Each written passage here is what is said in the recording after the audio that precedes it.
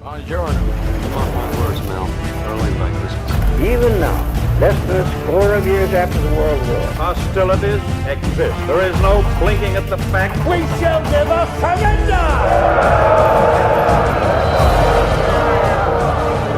This is the Militaria Podcast, brought to you by your friends at Queen City Militaria, Wehrmacht Militaria, and SMG War Relics. Why don't you have a drink? Are you okay? You know what, dude? Honestly, Canadian Dry with zero bro. sugar. Yeah, I love the zero sugar Canada Dry. It's delicious. zero sugar is crucial, and that's the first thing that we'll tell you on the second episode of the Militaria Podcast. Welcome to the second episode of the Militaria Podcast. My name is Joshua Doda. I run Queen City Militaria. I'm here with Dante Gambino of SMG War Relics. How is everybody? And Billy Kramer of Wehrmacht Militaria. Hello, all. Boys, how's it going? What's new? It's been about a week and a half since the first episode. We got together, we did it. Seen some support online so far. Thank you, everybody. Everything's going well on this end. I had a lot of fun last time, and the feedback's been phenomenal. Everyone's got all kinds of ideas and what we should do, and It was receptive. Yeah. Good stuff. I realized when I said hello, I gave the wrong hand that I have permanent marker on yesterday because I went out for my birthday to the Brewer game. Shit! Happy birthday, Bill. Thank you. I hit the Happy big 12. birthday, buddy. Thank you. But yeah, refreshments were served, so I'm covered in marker still. I apologize. This is a clean hand. Hello, everybody. Oh, it's left hand. That's right. The left hand's the better one. See? Right. Oh, and I see your milk stout. I will raise you Western Illinois University. That's my cup today. Cheers. Very nice, guys. And I see your drinks, and I raise you zero sugar Canada Dry. I hope that's not copyright infringement or something. We're gonna get sued. Canada Dry, big sponsor of the show. Not just a sponsor, but a friend. Canada Dry. Yes, they are. The smart decision. The smart decision. Good Of people. course, dude. You know, it's for the man on the go. It's a gentleman's soda. Like I said, we went to the Brewer game and refreshments were served. It was an early game at noon, so I mean, we started at 10 in the morning. It was a long day. Luckily, I had a couple buddies with me. And we had a safe, fun time. Is Dante picking his fucking nose on the camera? Yeah, I am, because you can't see it while I'm off camera. See? Well, now you can see. If I Oh, just pick up my that'll be a nose great right now- blooper. Yeah, I apologize. I didn't notice. I'm sitting here watching you do it. I'm like, this motherfucker's picking his nose.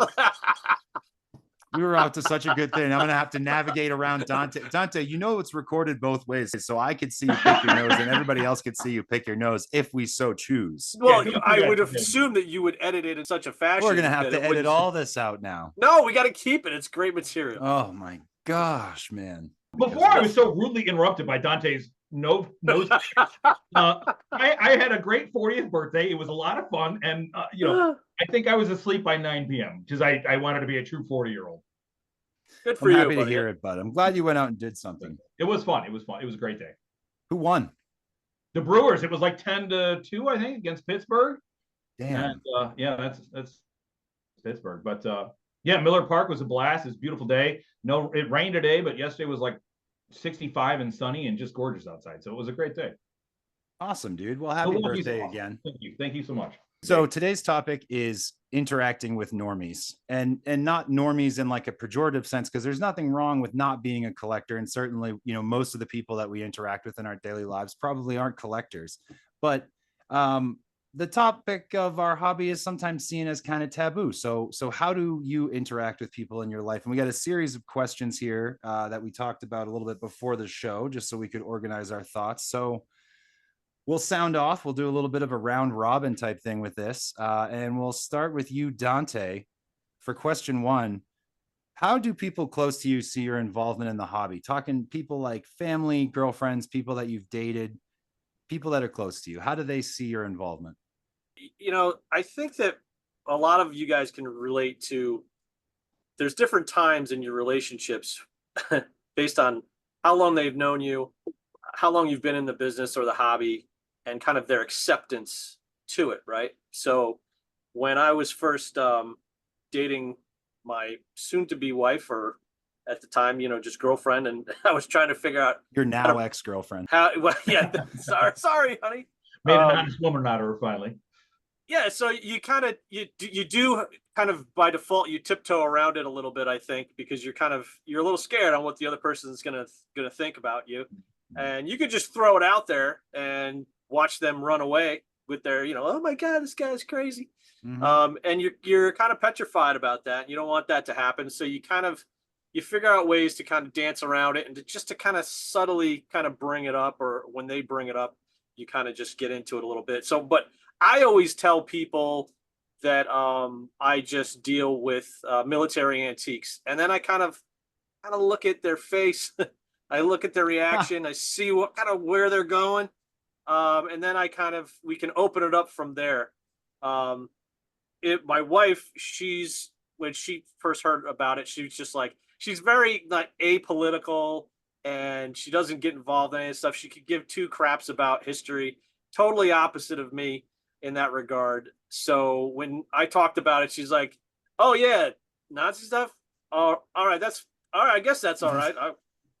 She didn't give a shit, and because she didn't give a crap about politics at all, it was easy for me to kind of, establish that relationship with her and show her the business and stuff. But I will tell you, she didn't really realize how big of a subculture this is and how many people are into it. It's potential to be profitable if you do a business. And, over the years, it took years for her to get on board with this, because when I was starting my website, I'd come home from work. Let's say I got off work at 11 o'clock at night, and I'd come home and I would go right to the website for another hour or two. And I didn't see my wife until it was like bedtime, and she'd get pissed off at me, she'd be like, "What, dude, what is this crap you're doing?"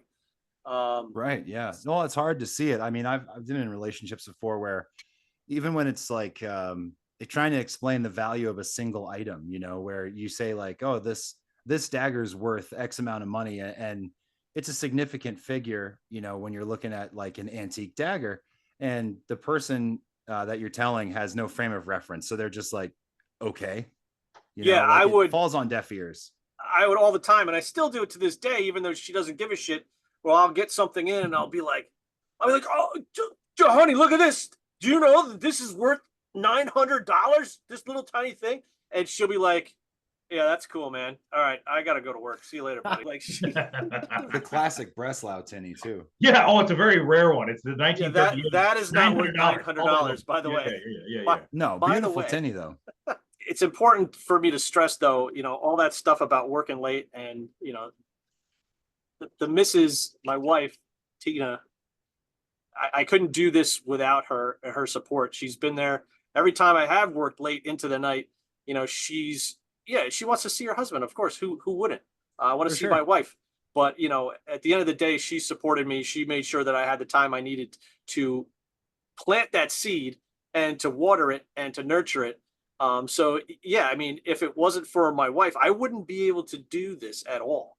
So, it takes two to tango in terms of the support network in my family. Everyone's a little different, but without my wife trying to raise two kids, have both of us be a dual income family, having my wife, dude, it's a big deal. So thank you to my wife, and she's a very special reason why my business is as successful as it is.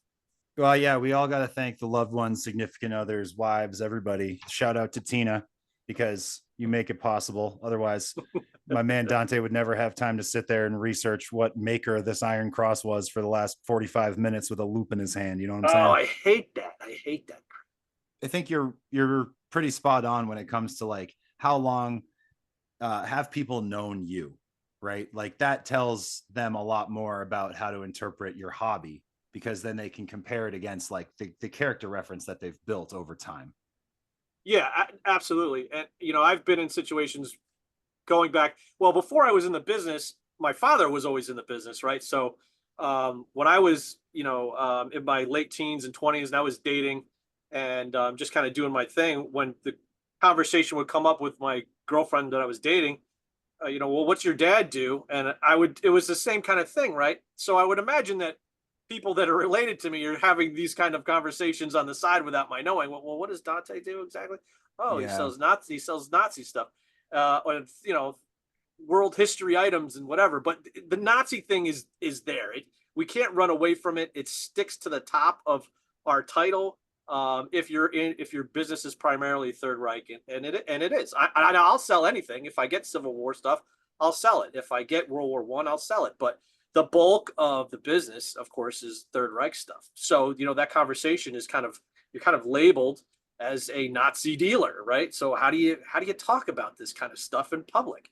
How does your wife bring it up with her friends? How do you bring it up in a social event? Like there's a lot of nuances and things there that you kind of have to learn to navigate. My wife is hilarious because it's like she's on repeat every time there's a new person that we're introducing to our inner circle of friends that comes over. And Billy's laughing because he knows where this is going. Right? Yeah, the talk track. So she's got the same thing that she says, and we'll start talking about, that a lot of the stuff I sell is from the Third Reich era. And my wife will chime right in. It doesn't matter who's around, and she'll just blare it out. But we're not Nazis. And I'm well, like, you have to clarify. I'm like, okay, honey. Well, yeah, you do, but I would assume that it's inferred because I'm a normal human being, and everyone around me is a different ethnicity, and there's never any talk about things that are, we never slight people in conversation.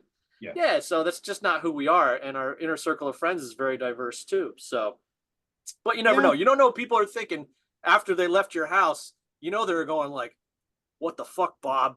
Did you hear Dante sells Nazi shit?" And you're like, "Oh my god," and you're going. I'm going to bed going, I don't know if we're going to get invited back to their house. You're having these kind of thoughts, but everything works out. If you're a good person, it doesn't matter. If you're a good person, it all works out. I like to think the same thing. I think my family's been pretty supportive of my involvement in the hobby. They know that I've been selling and collecting Militaria for a number of years. I think they probably did have some concerns at first, like most people do, but they've also known me like long enough. Obviously, they're my family to know that my interest stems from a place of, for lack of a better term, like being a nerd. I'm the type of person who hyper focuses on an interest. And Militaria has been one of the more consistent hyper fixations for me. I'm sure the same is true of both of you guys. Absolutely. I mean, that's why we got started. We were just totally sucked into this world, right? For sure. I asked my girlfriend before the show, what did you think when I first told you what I do or when you first saw it? And she said, I didn't care. And I think that's probably the best answer you can hope for most people is like neutrality, like complete. Right. I don't care. Right. I'm like, awesome, dude. Like if you don't have any strong feelings about it, that's better than you really agreeing with it in some cases. Cause I'm just like, I'm happy that we don't have to talk about it. Well, an interesting perspective is now that my older daughter, she's now 10, she'll be 11 in the summertime, but she's been around it her whole life, right? Because that's what Daddy does. Daddy's got daggers and swords and stuff with swastikas, and I have to teach her about the wrong and right and the history. And it's tough to really sink World War II history into a 10-year-old, right?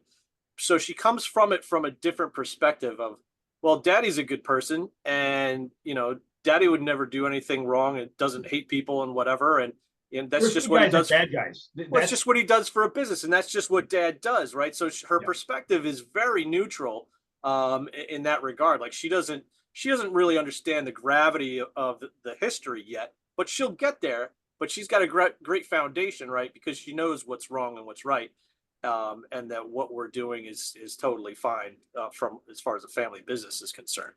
Bill, what about you, bud? Like, you have any experiences with this? Like, how people close to you seen your involvement in the hobby? It's there's different groups, right? I mean, people who my good close friends have always known I'm super into World War II. So when I started really getting into this and collecting more, it wasn't anything that. Well, of course he's into that, and that was how they described it and sold it to themselves. Bill loves it. I mean, I always was into World War II, so it came very naturally when I began to acquire things from World War II. But that's that core group of friends and family. Not everybody. I'm sure my parents would have wanted me to work for a corporation, but at the same time, I wanted to be my own man. So I went to do this myself, and it's just something I love to handle and wanted to continue with it. With that being said, of course, there's new people, and exactly like Dante said, you just got to gauge, what do you do for a living? Well, I buy and sell antiques. I start out as just an antique dealer. Then you get down the military antiques, and then, if you need to specify, you need to specify. And that's if you're in that kind of mood. There's other instances where it's like, so have you ever heard about WW2? Because I got stuff to show you. And, you go down that path too with people. So it's all gauging reaction. I'm like, do you think this person's going to take it the right way? I've never really had anything like super horrific in terms of telling somebody, but it is taboo and it is hard to explain. But at the same time, what I do for a living is badass. I consider myself the Indiana Jones of World War II stuff. It's my job to find these treasures in these attics and bring it out. People don't appreciate it. So it's my job to find the stuff, to get it to market, and so it can be appreciated in the right context. You do bring me into a pretty good segue here into question 2, which is, how do you describe what you do to people? I know you guys have both weighed in a little bit here and there. We're sort of off of the topic now of like immediate family, friends, etc. So, Dante, how do you describe what you do to people? What words do you use? What I do to people? Elaborate on this a little bit, Josh. What do you mean, what do I do to people? Yeah. All right. Yeah. Okay. So how do you describe what you do to people, more in the sense of how do you describe what you do to people, right? Like you're at a party, somebody's asking a question, you got to fill out a form. Like, what are you telling people? Well, we talked about it briefly, but you start with the antiques, right? And you go from there, and then you say, yeah, and then I specialize if the flow is good. If the flow is good, you say I specialize in Third Reich Militaria, and they go, what's Militaria? And some people are just a little naive and they don't know what Third Reich means, and you have to say Nazi stuff, And then we have that conversation, and then an eyebrow goes up, right? But then we talk it through, right? And once we talk about it, we talk it through, and most of these people have known me for a long time before this conversation starts anyway. So they're already comfortable with me. So Billy's raising his hand. I'm raising my hand. I want to turn. I want to say something. Hand it over, Billy. All right, Bill, what's up, dude? What do you got? What do you tell people? I'm excited. So, okay, you don't run up to people. What Dante's saying is like, guess what I do? I sell World War II stuff, right? And Dante's a personable guy, and Dante's into baseball cards and other things. So there's plenty of topics, until you're comfortable with telling that person, you can be personable and talk about other things. You don't have to like rush out of the gate and be like, oh, get this, I buy and sell World War II military antiques, and there's swastikas all over my inventory. And you know what I'm saying? Like it's very different on how you approach it, because you got to feel that person out. I think it's an individual basis of make that decision when you come, cross that bridge when you come to it. So it sounds like we all have a pretty similar strategy to like introducing people to the hobby and telling them what we do. So what do you think people's immediate perception is when they find out what we do? We touched on it a little bit earlier, but let's dig into it. Let's start with you, Dante. Well, I think that once we have those initial conversations, that most people, especially if they're in your friend circle already, they're going to have more questions. So you can, we start to kind of dive into it a little more, and the questions start coming out. They're comfortable with you already, right? So now we're talking about potentially an uncomfortable conversation with someone they're already comfortable with. Sure. And the conversations can come out a little bit more honest, and they jump right into usually, well, where do you get this stuff from? Why do you sell it? How do you know you're not selling stuff to neo-Nazis? These are all questions we get all the time. And you do have a little bit of a record, like a repeat that you put on for these conversations. And everyone's a little bit different, right, on what they are ready to absorb as far as information. If you tell people that you're taking pictures of giant Nazi flags regularly, they might freak out right then and there. But if you just say, some stuff has swastikas on it, and it doesn't, everyone's a little bit different. It's all really the nuts and bolts of it. Is everyone is a little bit different.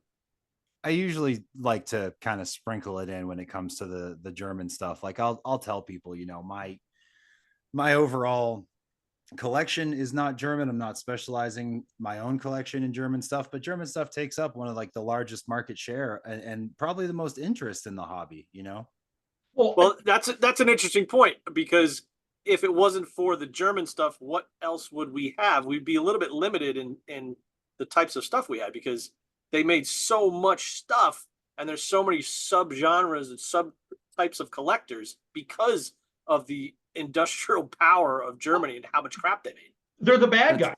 It's the same thing with collecting Imperial Star Wars stuff of Darth Vader.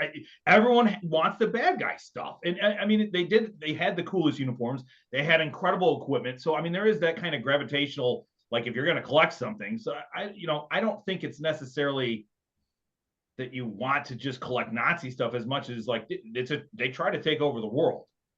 It's a pretty incredible true story of what happened, and things survive. And it's all relative today. And you can actually own a piece of this history. Like I said, I compare it a lot to the Star Wars. It's the bad guy stuff. It's cool in its own way and very sexy. There's that appeal about it. True. And I think Dante actually brings up a really interesting point. People have made the remark several times that they had a badge for everything. They had a dagger for everything. There was an organization for everything. As my father would say, there was an ass for every seat. And like it really does make collecting German stuff a very diverse thing. We were talking earlier today in the group chat about like something as small as like the badge for the Kleingartner membership badge, dude. The association of like home gardens. That's ridiculous, and yes, it is. And you still manage to find those things, and they have the same imagery that you would expect to see on these like political badges or like military badges. It's definitely very diverse. So circling back to what you're talking about people's immediate perception, like when you introduce this to a stranger, I mean, at the same time, if they have a little bit of an idea about you, I can talk about sports. I like stogies. There's other things about me that I should be judged on, not just like what he does for a living. That doesn't make the man per se. And I think people, generally speaking, most of them, I think, like me out of the gate and know I'm not some like political extremist or some nut job. And I think they based, a lot off of that. I don't think that I'm immediately seen as somebody who's just avoid that guy because of what he does for a living. I don't think it's that. I don't think it's affected my life that bad. Is it every day that somebody comes across a guy like me? No, but at the same time, there are people who do really incredible things for a living, and in this country, you can do really, really interesting things and make a living doing it. So in a lot of ways, I think a lot of people, in a way, respect it of like, you do what for a living, and you're able to do it for a living. And it's like, yes, it's been very good to me. Well, there is that self-made aspect as well. And that's always, people see merit in that. That's a huge part of it. I agree. I think most people's immediate perception of the hobby is definitely very much filtered through how they know us as people. But I think people that don't know us very well, if you just hear about it, or maybe it is like accidentally a first impression, they do oftentimes get confused. And it can be seen as endorsement. It can be seen as glorification of these like pretty dark times. I think people in my own life that, they know me, but they don't know me very well. They're not in my social circle, but they're like close by. They have had the misunderstanding. If I was collecting German stuff pretty actively, they'd be like, "Oh, you must be a Nazi." And then now, in recent years, I've shifted my collecting interests to research Soviet awards, and now I get the opposite. I get these people online who may trickle in, or whatever. You leave a Facebook comment on something and somebody gets mad, and they're like, "Oh, you're a communist," and I think it does come from this idea that people have that like everything you do must be an expression of your political beliefs, which is just unfortunately just not the case. So people will look at my website who aren't normal, who are normies, and they see, that I have American and Japanese stuff, but they gravitate towards, well, there's a lot of Nazi stuff, and it is predominantly where I do focus. It's by far a very interesting time period, and they have a ton of stuff. And you got to remember, the GIs brought home truckloads of this shit. There's so much that is in this country. And, a lot of it ended up in the English Channel, but the US GIs had free shipping back home, so they sent back, and this was the generation of the Depression. So these people found a use, like if there was an uncut armband sheet, like, oh, I could make that a blanket someday and keep myself warm at night. Sure. I have found Fallschirmjäger smocks with shotgun shells in the I just saw a fly again. There's shotgun shells in the pockets because they used it as a camo hunting jacket after the war, So they gravitate towards the German stuff, and I see why. It's predominantly what my website does deal with. But, I have incredible US stuff. I have incredible Japanese stuff. Bill, I think I actually have some pictures of that stuff here. I think you sent me some pictures that we can share with everybody. I would be upset if you didn't have the photos, Josh, because I did send you some pictures. All right. So what do we got here? What should we start with? The samurai sword. Get the period photo of the Marine vet hold mat, or that one too. That's all right. We got the vet right here. Yeah, and so that's the actual sword that I own, right? And that is the flag. And there's newspaper clippings that came with it. The provenance on this is amazing. I don't have a ton of Japanese stuff in my collection, but I do have these, and there's stories about where he got the sword, and the flag was wrapped around somebody's head as a bandana. Wow.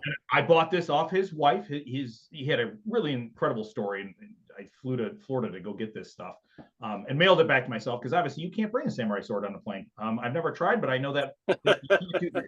So, you should try, Billy. I want to see what happens. If anyone was going to be like, it's for history purposes, I swear. Matter of fact, you should go to a different country with the same sword.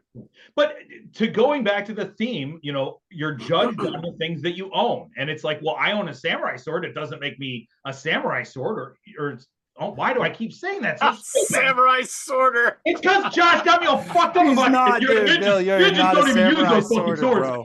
Ninjas don't use those. They use katanas. No, you're right. You're not a samurai sworder, and we're totally leaving that in the show. Don't you fucking dare. All right. So, but you sent me some other pictures here. We're talking about being judged by what we own. So what else do we have here? What do I have here? Okay. So a lot of what we deal with are true war trophies. People fought and died for the opportunity to bring this shit back. Capture the Flag was a real game that they played, and they captured the flag, and everyone, there's a lot of flags in this country because mom, dad, brother, and sister all got one from the same vet. Again, they shipped tons of this stuff home. What I'm showing you here is this is the Mein Kampf edition that came out of Hitler's Munich apartment.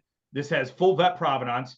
His name was Bill, so we have that in common. He mailed this back to his wife. I got this right out of Hitler's own library, he says. Bill, dude, that's amazing. It is. This is the Mein Kampf from Hitler's Munich apartment. And he was an intelligence officer. He got in the apartment because he was an officer, he got in before everybody else. And that was the gem that he took. That is a true war trophy. Because I own this doesn't mean I am politically motivated or I believe in the book. It's literally just an item. Yeah, I mean, that's an impressive piece of history right there. That ties everything together. I mean, gosh, you just can't get more tangible than something like that. Correct. So yeah, I shouldn't be judged by owning this, just like I'm not owning a samurai sword doesn't make me a samurai or a ninja. I shouldn't be judged on owning that. So it's weird, the taboo kind of thought process behind all these things that I own. It's like, well, I own US stuff too, and it's incredible in its own right. But this is all about collecting history. It's not about being affiliated politically. And that's where you have to draw the line of, unfortunately, the normies don't always understand that because it's hard to explain. What edition is that? I don't know off the top of my head. I really don't. But it's an early one. When you saw his photo of his face, it might be dated. It's not, unfortunately. It's an early dual edition, obviously the 2-volume set. Yeah. And it is in its own leather bound. I mean, it's impressive, man. Yeah, it's beautiful. You mentioned US stuff, and I know you sent me one extra picture here. So let's talk about that one real quick, because it looked a little bit different from the other stuff that we're talking about here. What do we have? So one of my favorite things in my personal collection is Dante knows how much, I like things that are still orientated with the war, but are recognizable today. So you've got Donald Duck there, Walt Disney. You've got the Hells Angels. We all know after the war, they came back and founded a relatively popular motorcycle gang. Sure. That's where it all started. Dante was the one who got me that Bugs Bunny patch, the Warner Brothers tie. Great America. That's amazing, dude. Yeah, Six Flags Great America is 20 minutes from my house, and Bugs Bunny is the show. He's the mascot for all that. Dante also sent. I love getting stuff from Dante because he sends me cool shit. I got a bottle opener that says warrelics.com. Dude, he's the king of merch. Yes, Dante has a lot of cool stuff. Yeah. Well, let's talk about that patch, because that patch I was dead set at keeping in my own collection. True. And Billy had shown me that some interest in it. He goes, "Oh, well, I need that patch." And I was like, "You can't have that patch. This for me. I like nice things too, Billy. And I would like to start getting in some, when I get these nice patches in, because I feel like from an American type of collectible, that they're just super nostalgic. There's so much culture, and just it's, I don't even know how to describe it. Just you just feel connected to those types of patches when you find them, right?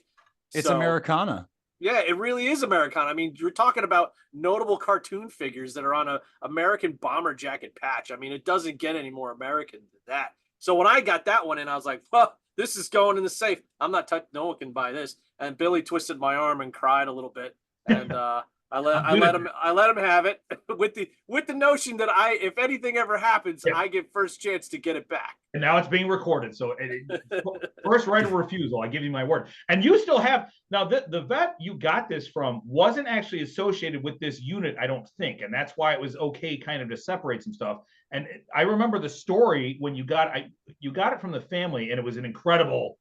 The whole grouping was amazing.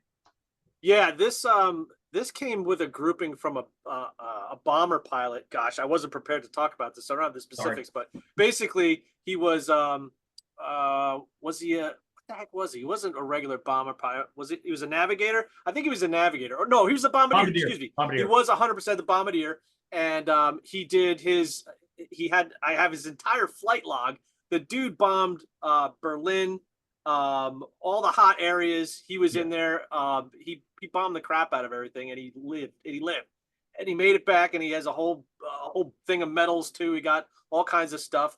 But just the fact that I've got his journal that tells you that where he bombed and all these famous places that he just bombed the crap out of, and then he made it, and he flew back home. And in his journal, it's just like, yeah, we got nothing else going on today. We're back home or whatever, and then it just kind of ends. But I mean, yeah, but this, for some reason, he must have traded this with somebody else because it wasn't his unit. It had nothing to do with him.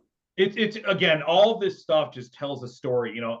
You wish this stuff could talk. I mean, what these things saw, it's unlike any war since. It will never be the same. And when you hold a piece of history like that in your hand, and like I said, it's badass stuff is what it is. I mean, and thank you for showing us that stuff, because it highlights the truth of the matter, which is like, we all have pretty diverse collections, and the stuff that we own, it doesn't necessarily mean that we have personal ties to it, as far as, the beliefs that we hold or whatever else.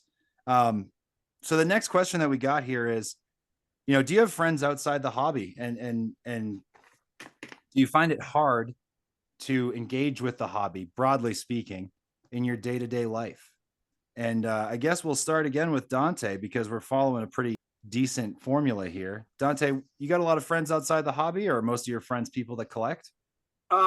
Actually, most of my friends are probably outside the hobby. I've got old-time friends that go way back with one of my best friends is from when I was heavy into paintball. Believe it or not, I owned a few paintball stores. I played competitive paintball all around the country. And I never knew, dude. Yeah, that's a weird little did you know thing. But anyways, I'm friends with this guy back since when I was like 17 or something. And we get together all the time, and we talk about a lot of paintball, even though I don't really play anymore. But I find myself going back to how's work and how's your job, and the only thing to talk about is Third Reich stuff, right? Or things related to my job. I got this cool stuff in, I'm dealing with this unique customer, or I got this weird phone call from a customer, like all these crazy stories that I can, kind of funnel into the conversation. And I try to be conscious of the other person, like, from if I flip the chair around, I'm like, is this person bored of what I'm saying yet? Because dude, I'm not bored at all. However, they're probably just like, yeah, man, we heard this crap before, Dante. When it's time to turn it down, and can we talk about beer or something else? Like, No, yeah, dude, I have that same thing where I'm like, please just don't get me started. Like, I appreciate that you want to express any interest, but if you start this conversation, it's like a lawnmower, dude. You're like, yeah, no, go down this rabbit hole. I'm gonna keep going. Yeah, dude. So that's totally. I mean, that's something I'm always conscious of. I try to. I try to find common ground on other things, and sometimes it's there and sometimes it isn't. Like, I have some friends that just want to talk about like golf and shit, and I don't give a crap about golf. Or there's other friends that want to talk about sports, this, that, and the other thing. And it's like, well, I like sports, but I'm not like enamored on every little detail about all these sports.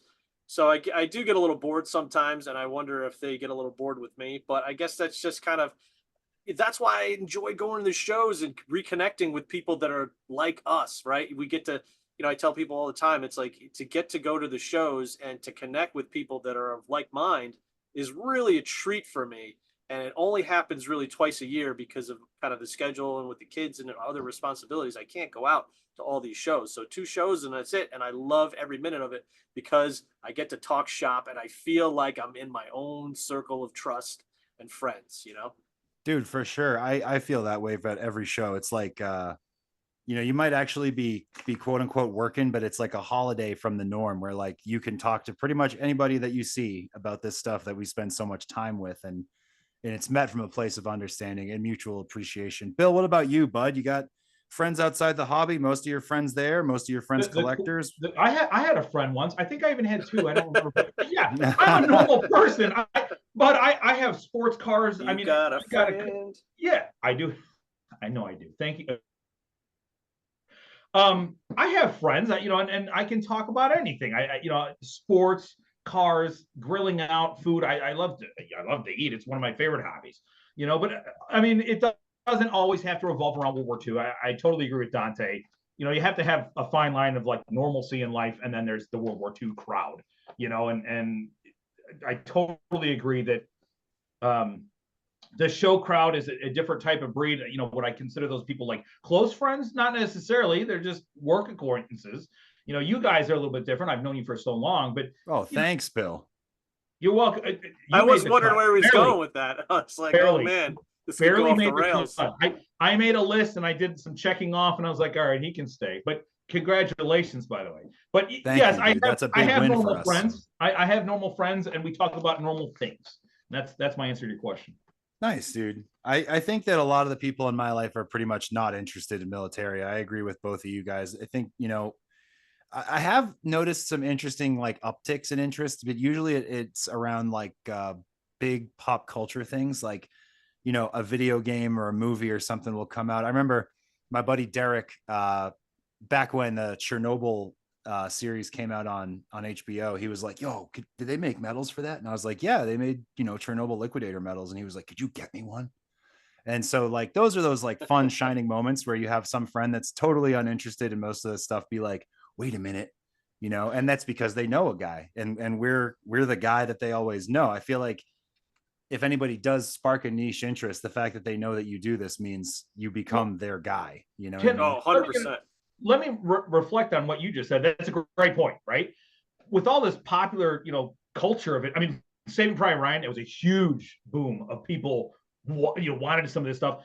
Fury, I remember exactly what you're talking about. When Fury came out, the tanker helmet, that was such a hot item that was requested. It was requested left and right. I mean, so it's kind of cool that, the more popular this gets with Band of Brothers and everything, it just keeps getting bigger and better. And you are the guy because you're the access and you're the point of you have that stuff. For sure. And, I've had conversations with people in the past where they ask questions like, don't you think people are losing interest in this? Like, don't you think that over time there's going to be less collectors of this? And I think that, what we're just talking about, the pop culture references, there's always another movie, there's always another video game, there's always like something that comes out, a TV series, whatever, that stirs people back up into being interested in these events, whether it's something like Chernobyl that's a little more contemporary, or even, I remember a few years ago, Battlefield 1, that was a pretty big video game and it got people interested in World War I of all things. I saw people take up an interest in my greater collector friend group in Imperial stuff, and it made me collect Martini Henrys. So I think that pop culture does steer interest a lot when it comes to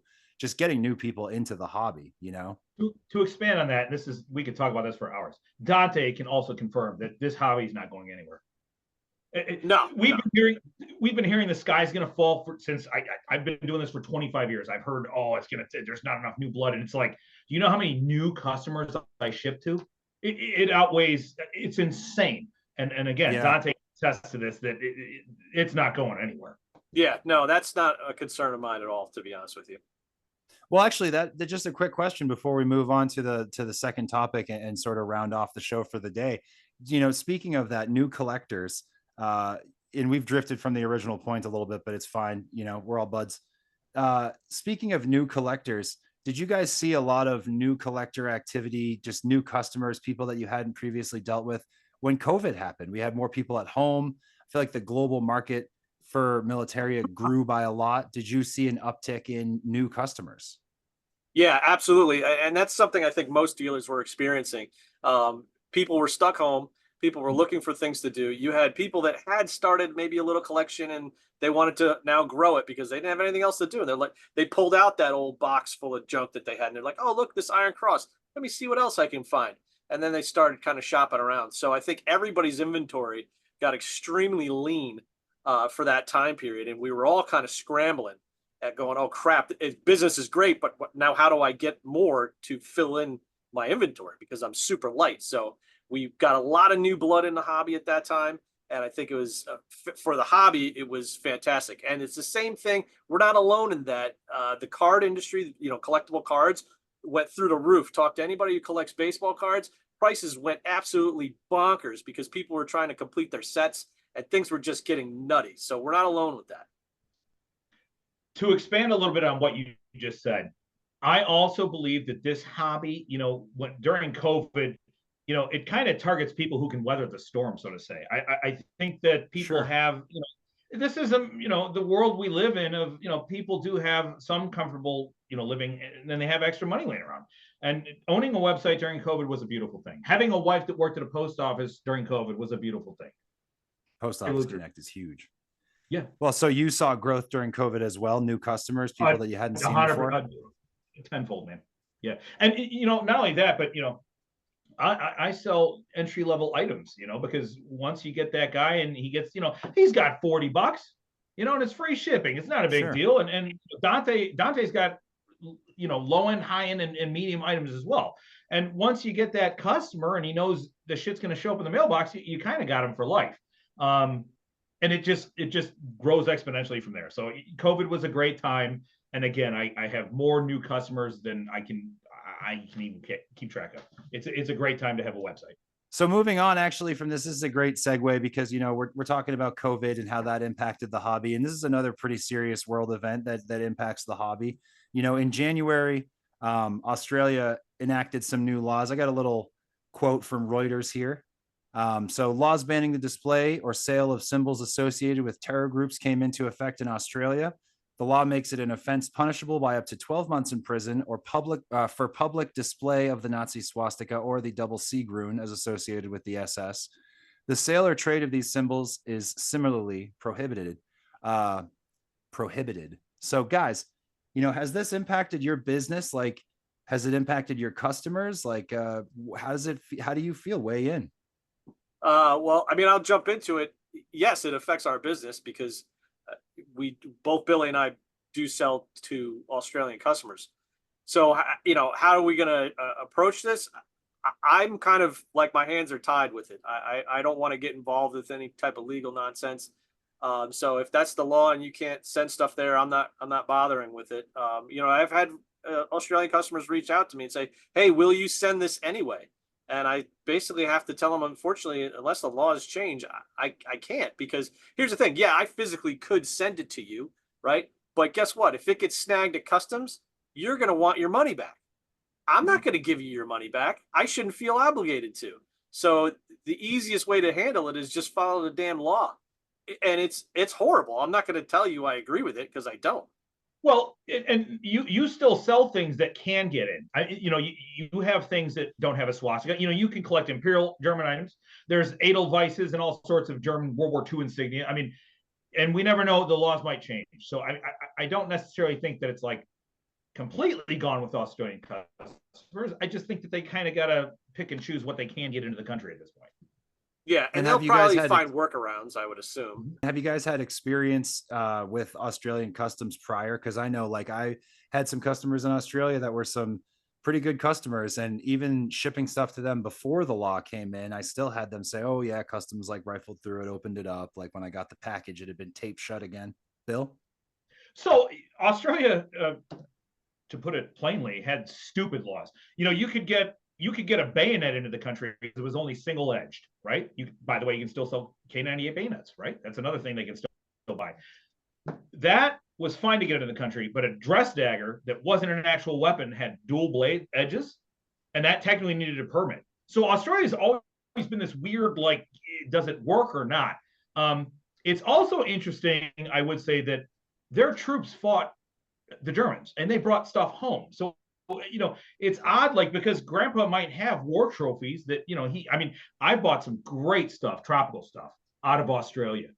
So where do you draw the line of, like, I get that, you're not able to, like, display it publicly. That's similar to Germany. No one is saying it should be displayed publicly. These are private collectors who are interested in history. It's nothing like that. But again, the normies and the culture, I get people all the time like, oh, I would burn that shit. And it's like, what?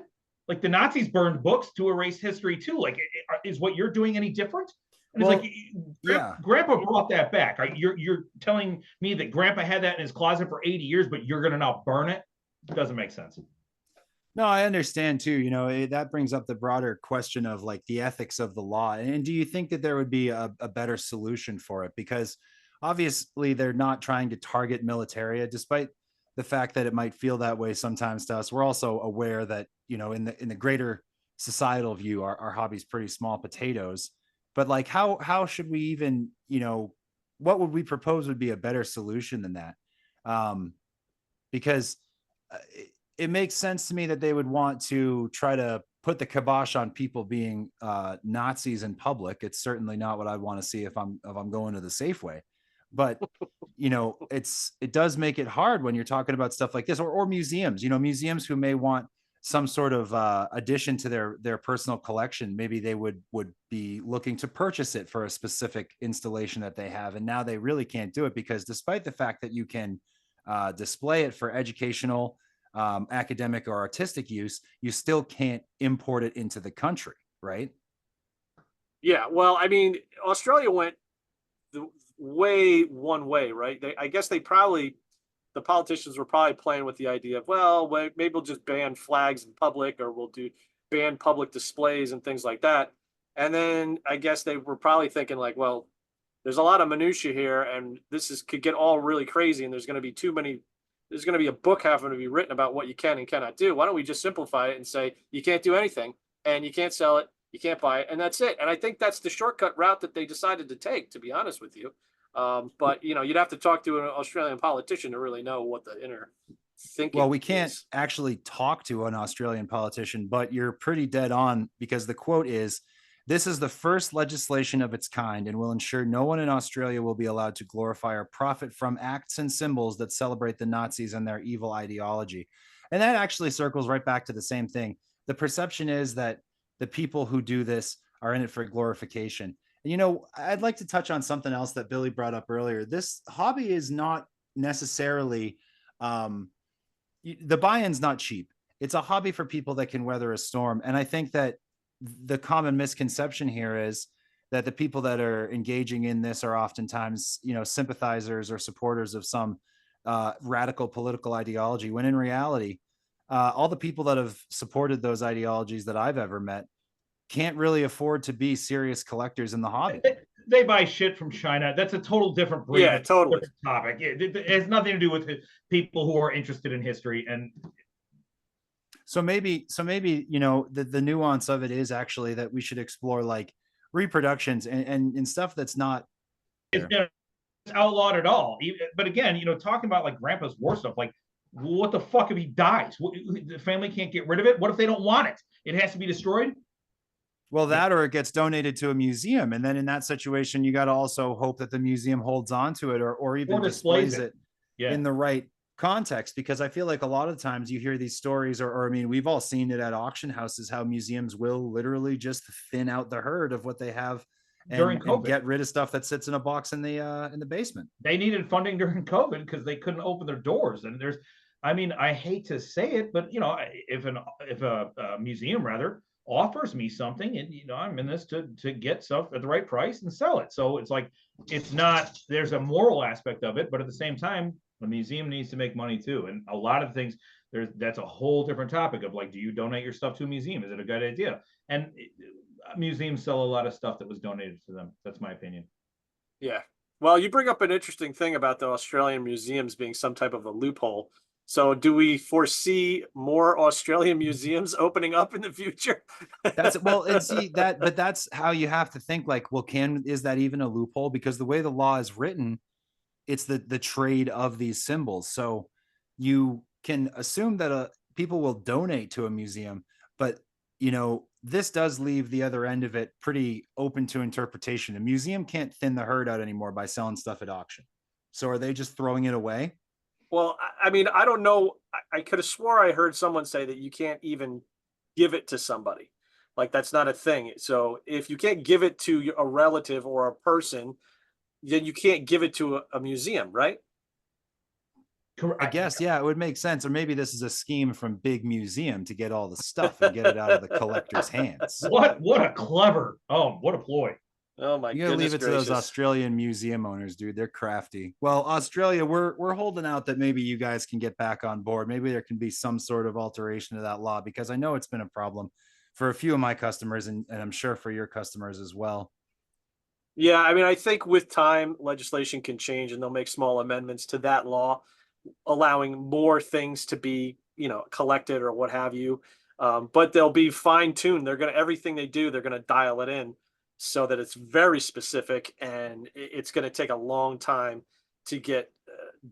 There's going to be no normal again for Australia, unfortunately. I don't think. You're right, Dante. And the saying is, it rings true. There's nothing more permanent than a temporary tax. Once they have these regulations on the books, it makes it a lot harder to get the regulations taken off the books. And then you have that unfortunate angle of people saying, well, why would you want to make this easier? And that's kind of why we involve this topic in the entire episode, because the perception of people that are not involved is usually pretty harsh. If you don't know anybody that collects, or you've had bad experiences with someone who collects, and those are out there too, then people can be very critical of the hobby. And that's also why we have this whole podcast to begin with, is to sort of normalize it and be like, we're just dudes that like history, man.